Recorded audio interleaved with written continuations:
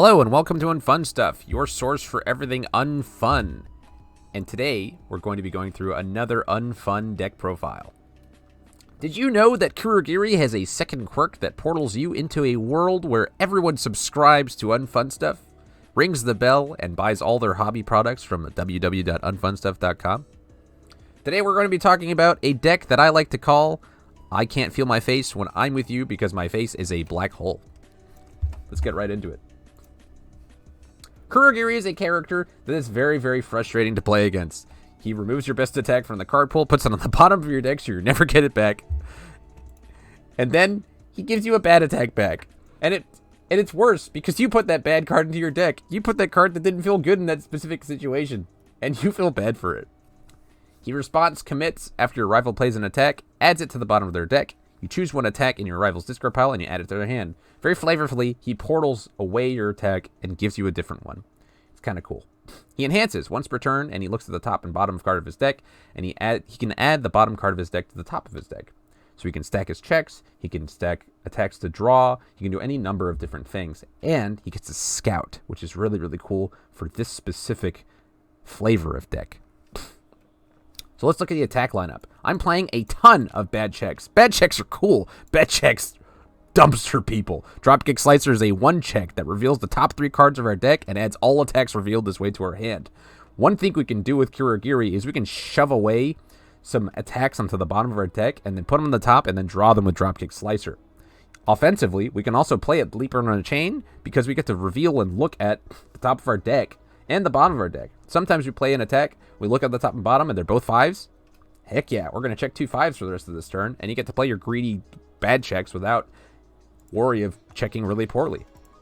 So offensively and defensively, we get to make sure that we can scout ahead and make sure that our checks are going to be pretty good for the rest of the game.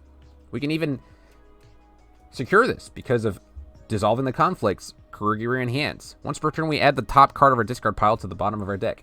We can use this in a lot of different ways. We can stack away foundations to be able to put on top of our deck to check later. We can just put foundations because we know that at the bottom of our deck, we're going to be able to check nothing but foundations. Or we can put attacks on the bottom to then put on top of the deck with Kurogiri. It's one of the most fun pieces of card movement that exists in the game at this time. We get to move cards from different zones to other zones and kind of really feel like we're teleporting resources into different places. It's very, very fun. It's very, very cool. Our other 2-check is Syrian Glacial Storm, which has an Order First Enhance that removes everybody's foundations until they have 5 foundations. And then it ends the enhance step. Now, a 2-high-6 is not that effective in terms of offense. It's super, super easy to block. You don't get the stun 2. But one of the things that it does do for us is keeps us in the early game where Kurogiri's response is suffocating. If you're forcing your opponent to quote-unquote recheck their attack string, especially later in the string, let's say they're playing an attack on a 7 or something like that, and they check a 3, they tap 4 foundations. If they only have 5 foundations on board, they're not going to be able to attempt that 7 difficulty attack again. So being able to keep them at 5 foundations and then be able to have the defense of Kurogiri's response backing you up is very effective. Additionally, if you are behind in a game and you Syrian Glacial Storm and force both players to 5 and then build afterwards, you can do really, really rude things. You get to get ahead of the game of your opponent, and that's crucial because sometimes on our first turn we have bad builds. Let's round out the rest of the attack lineup. I love Giant Bite Detention. Both of our very powerful cards are high blocks, which combos into Giant Bite Detention, but sometimes this is just a very good, very effective block. We can shuffle in some attacks from our opponent's discard pile if we think that they're not going to check very other attacks, and then respond with Kurogiri. And if they have no attacks in their discard pile at the time of playing their own attack, they do not get an attack back. You do as much as you can. And what this card says is add the attack to the bottom of their deck, and you choose one attack in the rival's discard pile and add it to their hand. If they have no attacks in their discard pile, they don't get an attack back.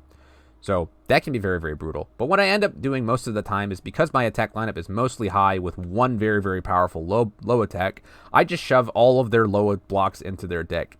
Because they're going to want to hold their lows for indiscriminate shock. I can do tons of damage with my very, very powerful, 6...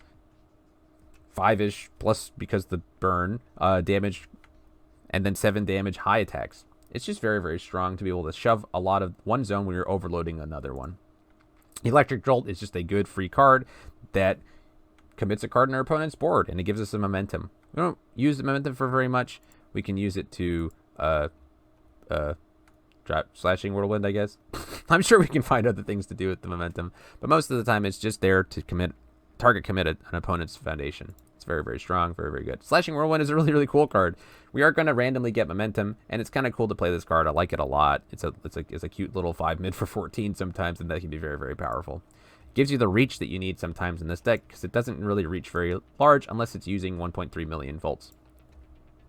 So that's the attack lineup. There are other attacks you can be using. You can use Reciproc Extends to combo into Dropkick Slicer. You can use other stun attacks to better utilize Glacial Storm. You can do an all high attack lineup to do the thing that I'm talking about with Giant Bite Detention, where you're shuffling in exclusively low blocks to force your opponent to be able to not be able to block our high attacks. But this is what I chose to do with my version 1 build. Let's look at some of the other cards in the deck. I'm going to go over all of the spam first. You can see there is a ton of spam because our first turn build is the most important, and crucially we have 7 bad checks in the deck. I think that there are going to be versions of this deck that could run 4 of the 1 check. I think the 1 check is incredibly powerful. It's incredibly strong. Drawing cards and burning our opponent uninteractively is one of the most powerful abilities in the game, and that's why I deserve the 1 check. But we have Desperate Times, which is a 0 diff, and it commits our opponent's board. If they have a small board because we steer in Glacial Storm them, then they continue to draw cards, we can tap their small number of resources, and that's very strong. Gotcha is a 2 low block with it's a 0 diff, and it's a 0 diff with a 2 low block. What else can I say? Rooftop Bandit Damage, it's a 0 diff with a 2 low block. What else can I say? It looks at the top card of our rival's deck, so we can see if we need to put speed on things or how aggressive they're going to tap and stuff like that. But it's not like a super relevant ability. It's just cool. And it has a 2 low block. We have Calling for Backup and Passing the Torch, which draw cards. And that's very, very good for us because not every attack is drawing cards in our lineup. Only Dropkick Slicer, in fact, does that. So Calling for Backup lets us cycle. We don't use it on our first enhance unless we've scouted it, right? Sometimes we see an attack and a foundation. We put the foundation on top. Then we play an attack and draw with Calling for Backup as our first enhance to get that second attack. But oftentimes, you see an attack, you use Calling for Backup to cycle a card from your hand after you've scouted with Kurogiri. Passing the Torch is another card. Should probably be 4x in this deck. But we can look at the top of our deck. We can see an attack we want to draw, and then draw it with Passing the Torch. Both of these cards are very, very important for us because we want to be able to, on demand, pick up whatever card we might need. Sometimes we need to see a different zone of a block. Maybe a Self-Sacrifice. Maybe it's Dissolving the Conflict. Well, that's not a very good block, but maybe it's a Bonds of Friendship or something like that. And we can then, on demand, draw it with something like Passing the Torch and sacrifice one part of our board for a very, very good block. Tape is a very, very good card. It's got a 3 mid block, of course, but it changes the zone of an attack to mid. It also gives a mid attack -2 speed, so you can combo multiple copies of these together. And a lot of our attacks, Giant Bite Detention, Steering Glacial Storm, Steering Whirlwind, Sticky Balls, there's tons and tons of very, very good mid blocks, and I would be playing Plus Ultra in this deck. It's just not on the board right now. But Tape combined with Plus Ultra means that you get to free block any attack in the game, and that's really, really strong. It's very, very good. Bonds of Friendship, it's a 1/6 with a 1 high block. I don't know what to tell you. Sometimes they even have a Fury attack, and it has text. But most of the time, it doesn't have any text, and that's okay. Heroic Lineage, very, very good.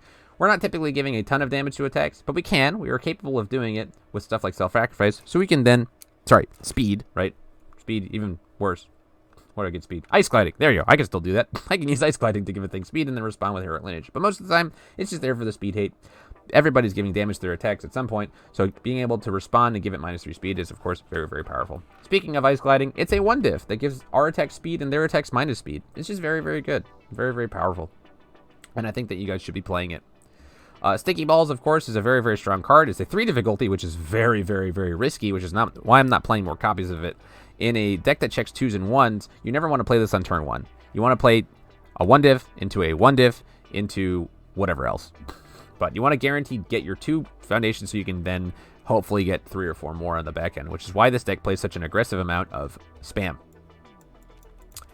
Fusion, it's just speed hate. It's good. Our only EX attack is Electric Jolt, so it's not really flexing offensively, but, you know, it can come in clutch. And that's why it's just a 1x. It's like a 4th copy of Ice Gliding that is a little bit different. That has an upside offensively. So, how do you deal with Kurogiri? You can do a couple things. You can build yourself into a situation where the stun 2 is more effective than the first enhance on Searing Glacial Storm. If you're in the 7 or 8 card range, they will typically use the Glacial Storm Or if you have like 6 cards, I like to go to like 6 or 7 cards so that they're more tempted to do the stun 2 than anything else. Because then I get an enhanced step, right? And having an enhanced step against this card is pretty good.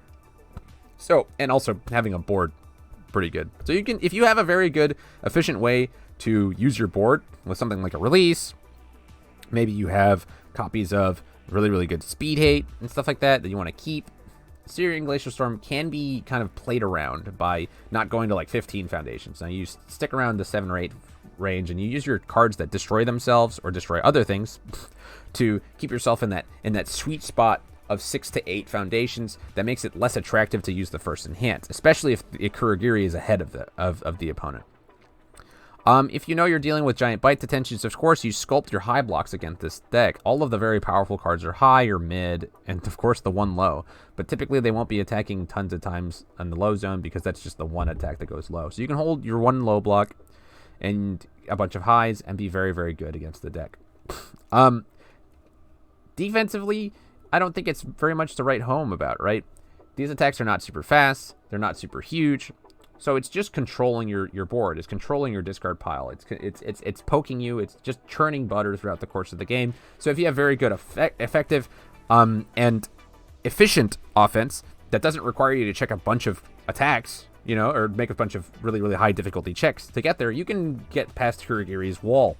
Kurogiri himself is really just the most effective against a high difficulty lineup because he forces you to recheck, quote unquote. Same with Dissolving the Conflict. If your opponent has multiple copies of Dissolving the Conflict, you have to really think about whether or not to poke him because he's going to have to, he can make you recheck an attack.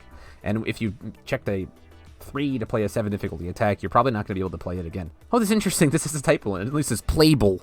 That's funny. I hope the real card doesn't do that. But yeah, throws are very good into him. You can force him to use his response early by chucking a throw at him because this deck doesn't have any throw hate at all.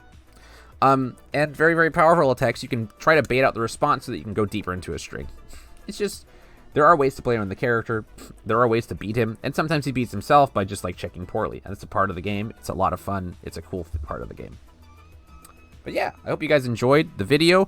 I hope you enjoyed our, I can't feel my face when I'm with you because my face is a black hole deck. And we'll see you next time.